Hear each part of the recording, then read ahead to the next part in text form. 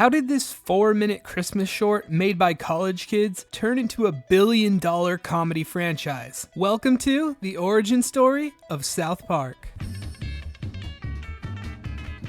When you think of iconic duos, which are the first that pop to your mind? Scooby and Shaggy? Kobe and Shaq? Maybe it's Joe Montana and Jerry Rice. For me, it's Trey Parker and Matt Stone, otherwise known as the creators of South Park. To understand the creation of South Park, we have to first understand their creators. Trey Parker was born in Conifer, Colorado in October of 1969. His dad's name is Randy and his mom's name is Sharon. Yes, he also has a sister named Shelly. Trey was interested in theater and creating things as early as 6th grade. When he was 11 years old, he did his first sketch where he played a dentist. It was sort of what can go wrong at the dentist. And I just remember I had lots of fake blood and everything, and like finally his head explodes. A little while later, he discovered his love for music. He started playing the piano and trying to write funny songs. He was a massive Monty Python fan and said that his favorite parts were always involving music. He also had this to say about the 1984 movie Spinal Tap. And then the movie Spinal Tap came out.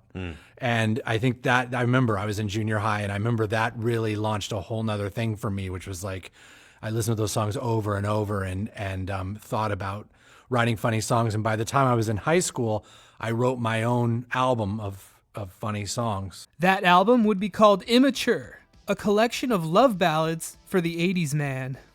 After high school, Trey would spend a semester at Berklee College of Music before transferring to the University of Colorado in Boulder. He double majored in music and Japanese. Konnichiwa! How are y'all feeling? Now for the other half of our duo, Matt Stone. Matt Stone was born in May of 1971 in Houston, Texas. At a young age, he moved with his family to Littleton, Colorado. Not so fun fact, Littleton is the town where the first big school shooting in America happened. Matt didn't go to Columbine, but a neighboring school around that area. Matt was not nearly as ambitious as Trey growing up, though he did have one dream, and that was to become a drummer in a rock band. After high school, Matt would head over to the University of Colorado and double majored in art and math. They would end up in the same film class despite it being neither of their majors. And so they said, partner up. So we're like, want to do some fart jokes? You know. It was love at first sight. Parker's first film was a parody of Godzilla where he used beavers. Apparently, it was so funny that a few of his classmates got kicked out because they couldn't stop laughing. Matt and Trey wrote and acted in many short films together while at the University of Colorado. Among those, First Date, Man on Mars, and Job Application. Trey later said that they would shoot a film nearly every week, but he has lost most of those. The first time Trey would use a construction paper style of animation was on the short American History in 1992. It was made for his college animation class that won a Student Academy Award. Trey recalls sitting in the auditorium in front of students from animation schools such as Cal Arts who had produced works of higher artistic caliber and were fuming that he won. He also had a Japanese student who was still learning English to do the narration on this video because he thought it was pretty funny. In 1992, Matt and Trey founded a production company named The Avenging Conscience with some friends from his college. They again employed the cutout paper technique on Avenging Conscience's first production, Jesus vs. Frosty, in 1992. An animated short pitting Jesus and Frosty against each other, and this would become the very first project that would lead into South Park. Cool. No, it's not cool. My sister in Minnesota put a hat on a snowman and it tried to kill her. Though, of course, it was just 1992, and they had no idea how big this concept would become, so they continued working on a bunch of other projects. They created a 3-minute trailer for a fictional film titled Alfred Packer the Musical, which was later changed to Cannibal the Musical. The idea came from Trey Parker's obsession with studying Alfred Packer, a 19th century prospector accused of cannibalism. During this time, Parker got engaged to longtime girlfriend Leanne Adamo. Their relationship fell apart shortly before production began, claiming that she cheated on him. And you know who else has the name Leanne in South Park? Trey credits this breakup with making the movie as good as it was, saying he funneled the pain of that breakup into the movie. The trailer became somewhat of a sensation among students at the school, and the founder of the university's film department convinced them to expand it into a feature-length film. Trey wrote the film script along with all the music, inspired by Oklahoma the Musical, featuring 10 original show tunes. Everyone involved in the movie raised $125,000 from family and friends to begin shooting the film.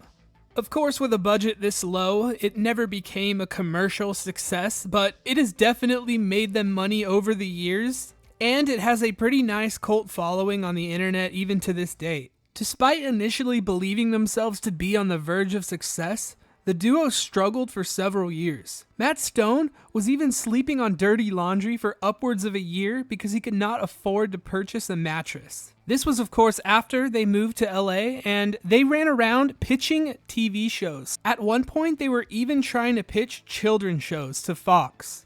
After nothing was sticking, they decided it was time to write another movie. Trey would begin writing the script for Orgazmo, which later entered production.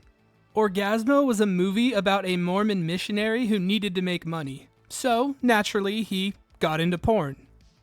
Half of the budget for this movie came from a Japanese porn company. They wanted to feature its performers in mainstream Western media. Independent distributor October Films purchased the rights to the film for $1 million after its screening. The film received an NC-17 rating, which would definitely hurt the amount of money it was going to make. Remember when I showed you the short they made in 1992, Jesus vs. Frosty? Brian Graydon, who worked at Fox, liked this short and asked the duo to produce a video greeting card that he could send to his friends. They made a second short titled The Spirit of Christmas. It was similar to the first short, but a lot more fleshed out, and this time it was Jesus versus Santa. Graydon sent the film on VHS to several industry executives in Hollywood. During this time, someone had digitized the short film and put it on the internet. In the mid-90s internet, it became one of the first viral videos. As Jesus vs. Santa became more popular, Parker and Stone began talks of developing the short into a television series called South Park. At first, they pitched the show to Fox, but the network refused to pick it up. Both MTV and Comedy Central were interested in giving the show a chance.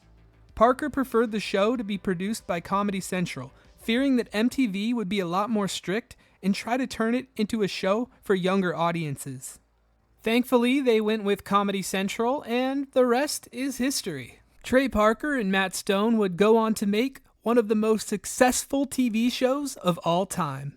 I wanted to focus on all the points leading up to the creation of South Park, but the story certainly doesn't end here, as Matt and Trey would have plenty of other successful endeavors throughout their career. I have plans to do a deep dive on everything from basketball, Team America, the Book of Mormon, or even some of their video games. If this content interested you, consider checking out my other video on every celebrity guest appearance in South Park. Thank you so much for watching.